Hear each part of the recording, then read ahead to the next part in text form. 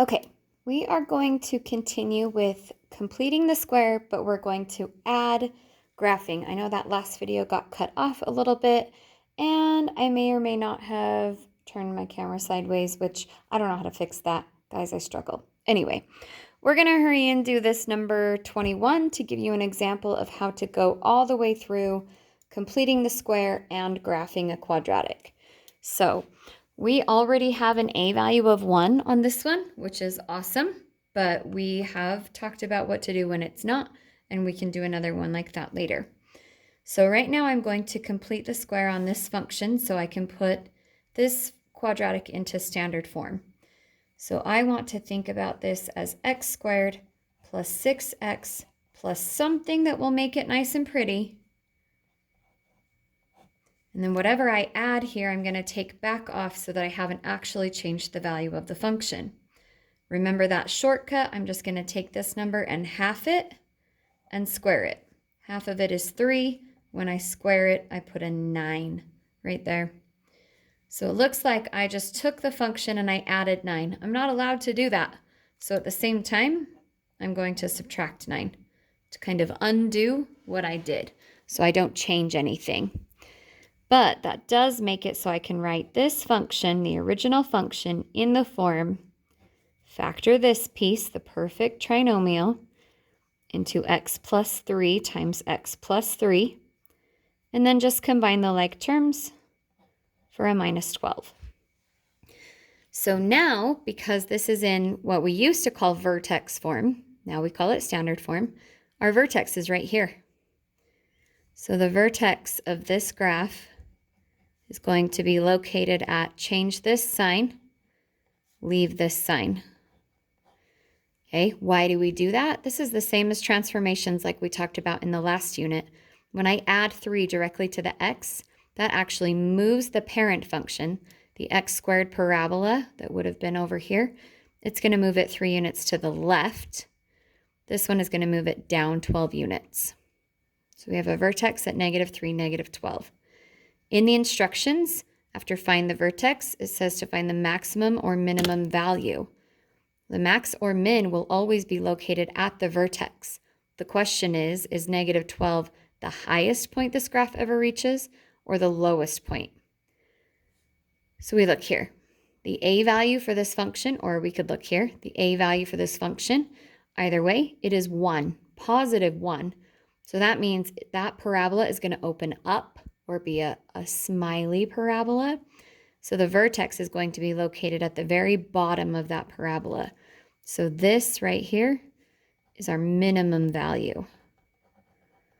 When we talk about a maximum or minimum value, we just want to know how high or how low the graph will eventually go.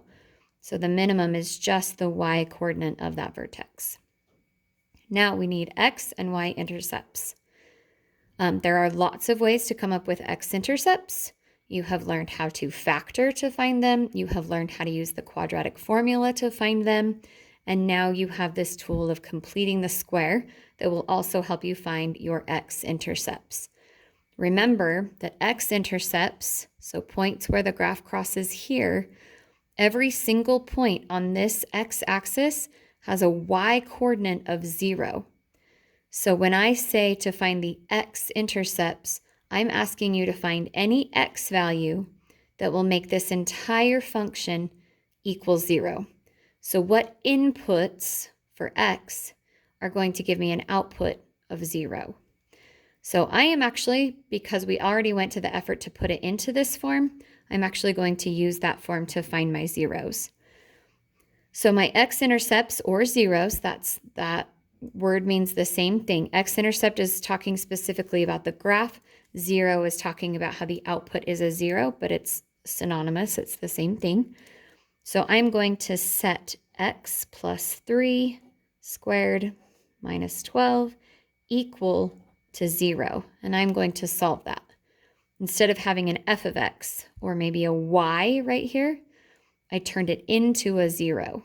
I put it on the other side because that's what we're used to seeing. So I'm going to add 12 to both sides. I'm going to take the square root of both sides.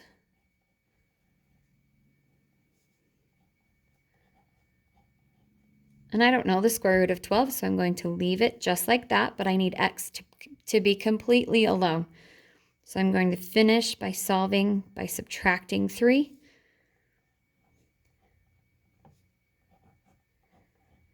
Because this square root of 12 had a plus or minus in front of it, it's more appealing to the eye if when I subtract 3 from both sides, I sneak it in the front right there.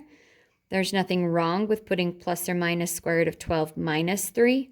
You just have to remember to go back and do both the positive square root of 12 minus 3 and the negative square root of 12 minus 3.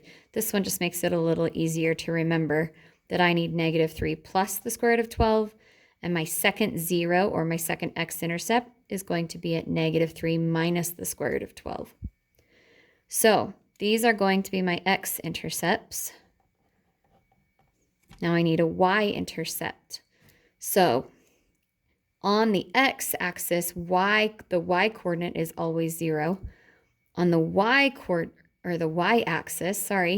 the x-coordinate is always 0. So the easiest way to find a y-intercept is to plug in an x equals 0 into the function.